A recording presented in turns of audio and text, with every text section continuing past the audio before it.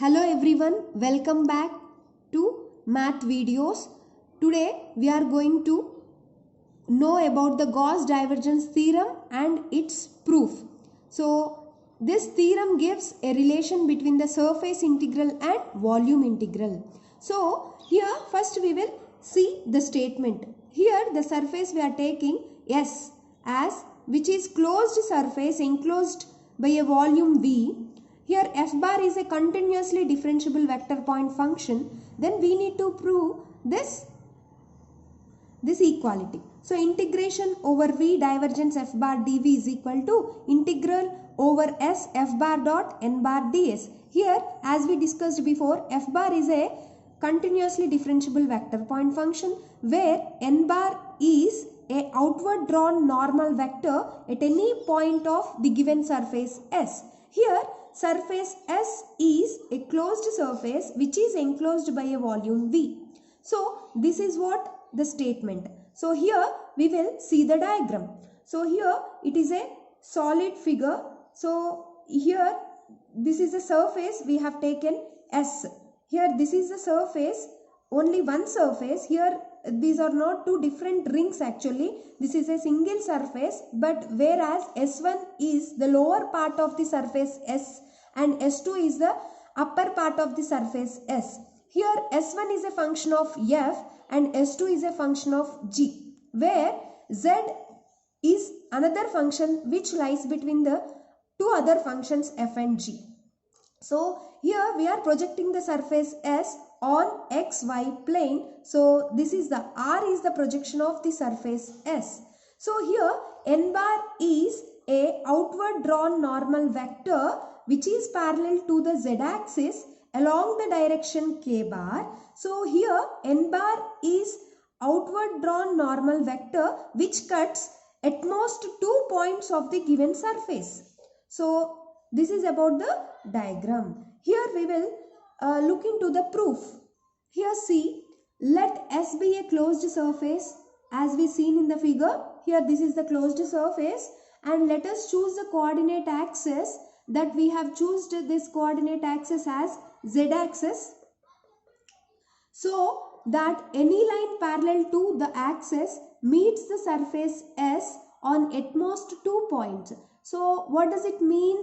Here we have chosen coordinate axis as Z and this surface S. So here we are drawing a normal vector n bar which cuts the surface at most 2 points. So here n bar is parallel to the coordinate axis Z.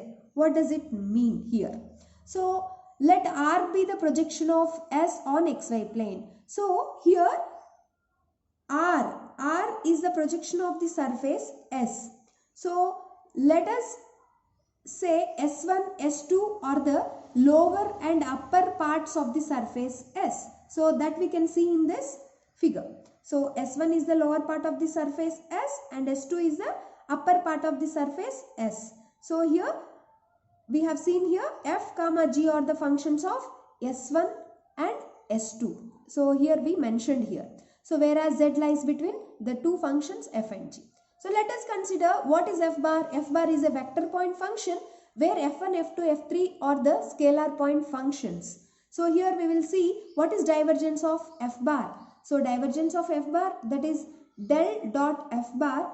So here what is del? We know that I bar dou by dou x plus j bar dou by dou y plus k bar dou by dou z dot F bar. We know that it is a vector function. Do the dot product of these two vector functions, that will gives you dou f1 by dou x plus dou f2 by dou y dou f3 by dou z. So here I dot I will be 1 and j dot j will be 1 and k dot k will be 1. So this is your divergence of f bar. Now let us take integral over v of divergence f bar. So integral over v divergence f bar, just substitute this divergence f bar here and we have to integrate these partial derivatives of f1, f2, f3 separately. So here first consider partial derivative of f3 first. So here integral over v dou f3 by dou z, this is what we need to simplify here. Integral over v is nothing but here integral over v is nothing but integral over x and integral over y and integral over z. This is means triple integration. So here we have written here triple integral of dou f3 by dou z, and where dv is dx dy dz. So here first we need to integrate f3 with respect to z. So here differentiation and integration are reverse operators, so these two will get cancelled. So finally you will get with the function f3. So here you need to substitute the z limits, whereas f to g.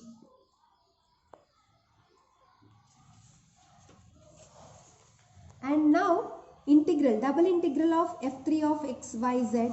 Here you need to substitute the z limits in the place of z. So here upper limit minus lower limit. So upper limit minus lower limit. So here you need to apply the double integration for the function f3 of x comma y comma g, and minus of double integration of f3 of x comma y comma f. Here we need to concentrate that g is a function on the surface S2. So this means we are integrating f3 over the surface S2, and here also f3 we are integrating over the S1, because here f is a function of surface S1. So finally you name this equation as 1. Now for the upper surface S2, for the upper surface S2, as we have seen in the figure, upper surface S2. So here what will be dx dy? This is the formula, that is dx dy is equal to n bar dot k bar ds. So for the lower part of the surface S1, here for the lower surface S1, what will be dx dy? That is minus n bar dot k bar ds. See here, for the upper part of S1, this is n bar, that is in positive direction. That's why we got dx dy as n bar dot k bar ds. But here for the lower part of the surface S1, this is a normal vector will be in the opposite direction to the surface S1. So here we will get dx dy as minus n bar dot k bar ds. So this we have to take the equation 3. So finally we have to substitute these two equations, that is dx dy and here also dx dy, but different values we got here. These two you have to substitute in equation 1. So finally equation 1 turned as integral over s to f3 of dx dy you substitute with n bar dot k bar of ds, plus integral over s1 f3 dx dy as minus n bar dot k bar ds, that is minus into minus plus. So finally integral over v dou f3 by dou z, we get it as integral over s f3 of n bar dot k bar of ds.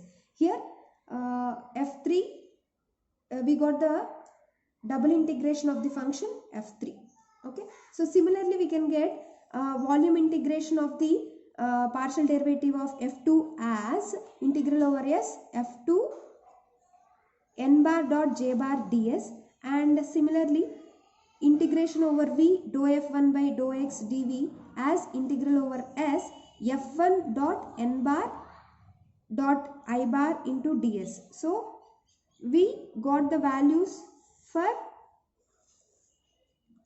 volume integral of dou f3 by dou z and volume integral of dou f2 by dou y, volume integral of dou f1 by dou x. So these three equations, that is equation 4, 5, 6 will be added. Then we will get it as integral over v dou f1 by dou x plus dou f2 by dou y, dou f3 by dou z of dv.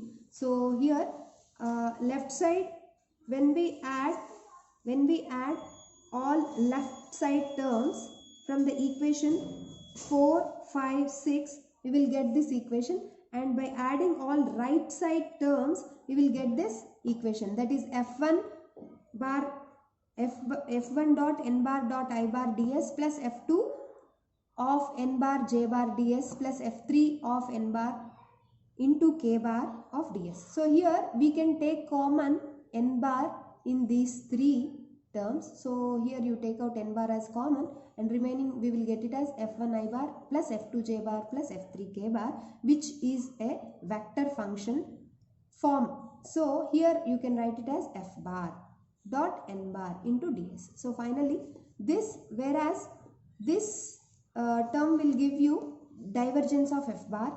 So finally integration over v divergence f bar dv will give you integral over s f bar dot n bar ds, which is a relation between the volume integral over the surface integral. Hence the Gauss divergence theorem is proved. So in this way easily we can prove the Gauss divergence theorem. So try to understand the theorem and work it out. Thank you.